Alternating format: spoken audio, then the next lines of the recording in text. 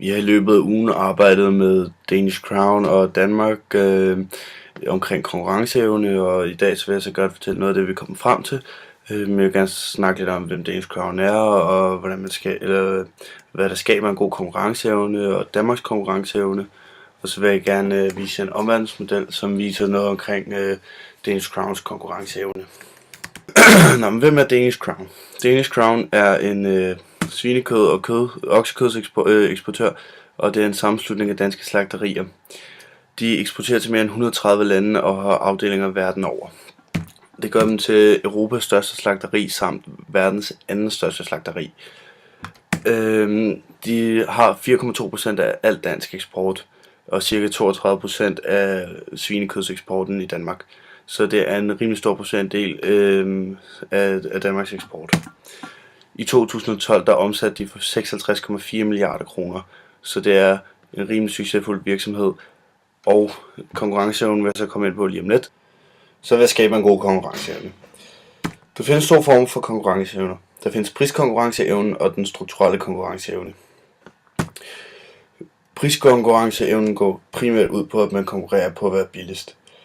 Og der er 3 faktorer, der spiller ind. Det er lønnen. Jo lavere den er, jo billigere kan du sælge dine produkter.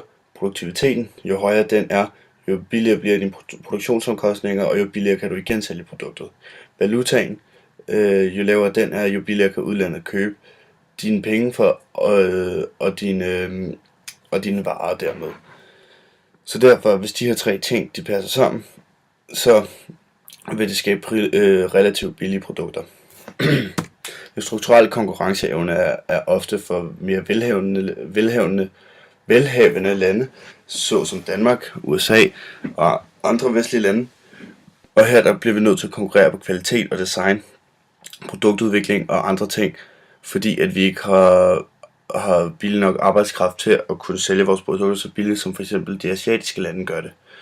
Så derfor så konkurrerer vi mere på kvalitet og design. Og for at tage et eksempel, så Danish Crown, deres varer er relativt dyre, Mærsk er relativt dyrt, Novo Nordisk er relativt dyrt. Det er allerede 3 danske virksomheder, som ikke konkurrerer på prisen. Jeg vil gerne tale lidt om Danmarks konkurrenceevne.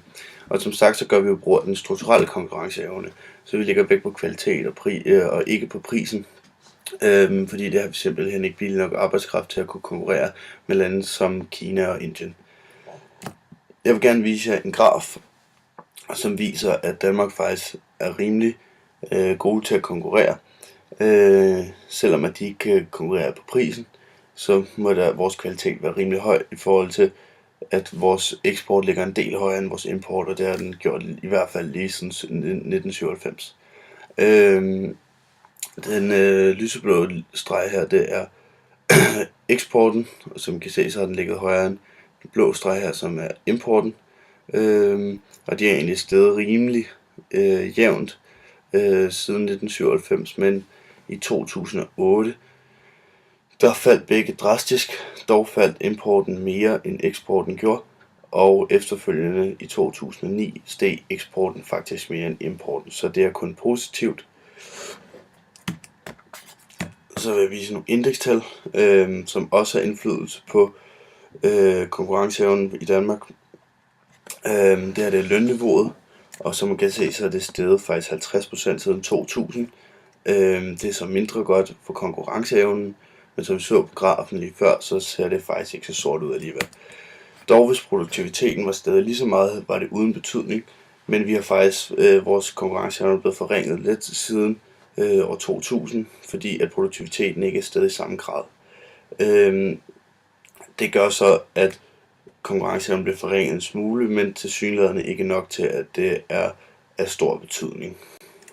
Så vil jeg snakke lidt om Danish Crowns konkurrenceevne. Til det har jeg opsat en omverdensmodel. Jeg vil fokusere mest på den uafhængige omverden. I den afhængige omverden er der dog lige et punkt, som jeg gerne vil komme ind på, og det er konkurrenterne, for dem har de ikke så mange af på grund af deres høje kvalitet. Men der er 2 virksomheder, som er værd at blive mærke i, og det er den hollandske virksomhed Viren og den amerikanske virksomhed Smithfield Foods. Men ellers vil jeg gå ud til den uafhængige omverden. En af de faktorer, som vi snakker om, det er økonomien. Finanskrisen har påvirket Danish Crown i form af, at den har påvirket landmændene, og priser på foder og på jord har været stigende siden krisens start, og det kan altså påvirke Danish Crown på flere områder. Og så som højere indkøbspriser på produkterne, ikke? Miljøet vil jeg ikke snakke så meget om, for det synes jeg er irrelevant i forhold til resten af min præsentation. Men det er primært noget, som alle virksomheder går op i.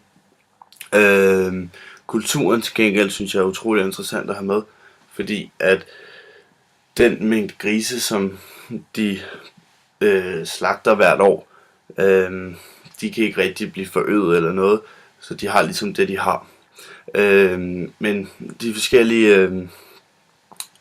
forskellige madkulturer spiser forskelligt, så derfor så udnytter Danish Crown det, og på den måde så sælger de visse dele af svinene og visse dele af oksekødet til forskellige lande. For eksempel så spiser Kina ører og tær som en delikatesse, mens det i Danmark det er noget, der fravælges, så det er noget, vi ikke vil have. Så derfor så bliver disse ting solgt til Kina primært, og flæskesteg bliver for eksempel solgt til Danmark. Og det er nogle af de ting, som de drager meget fordel af. Så er der politik og lovgivning. Det er primært kernen i hele det her eksterne område. Og det er fordi, at Fødevareministeriet har indført en masse lov omkring dyrevelfærd, foder, hygiejne osv., som landmændene bliver nødt til at overholde, hvilket sikrer en utrolig høj kvalitet i Danish Crowns kød. Og det er også en af grundene til, at de ofte bliver førstevalgt på markedet, fordi at de har den her høje kvalitet, og der er der høje tilsyn til landmændene og landbruget. Så primært så hæver det hele konkurrenceevnen, alle de her ting her. Og ellers så har resten af deres konkurrenceevne meget indflydelse i forhold til resten af landet med lønniveauet osv., som jeg allerede har nævnt, så det har jeg ikke lyst til at nævne igen. Men det er allerede blevet nævnt, og det er de andre faktorer, der spiller ind i forhold til Danish Crown. Men de konkurrerer på den strukturelle konkurrenceevne. Vi kan altså konkludere her til sidst, at både Danmark og Danish Crowns konkurrenceevne er relativt god. Dog er den ikke lige så god, som den var for år tilbage, på grund af finanskrisen specielt. Men udover at lønniveauet er steget, så er produktiviteten også steget, så derfor kan vi godt konkludere, at det hele det ser optimalt ud. Og det var, hvad jeg havde for i dag.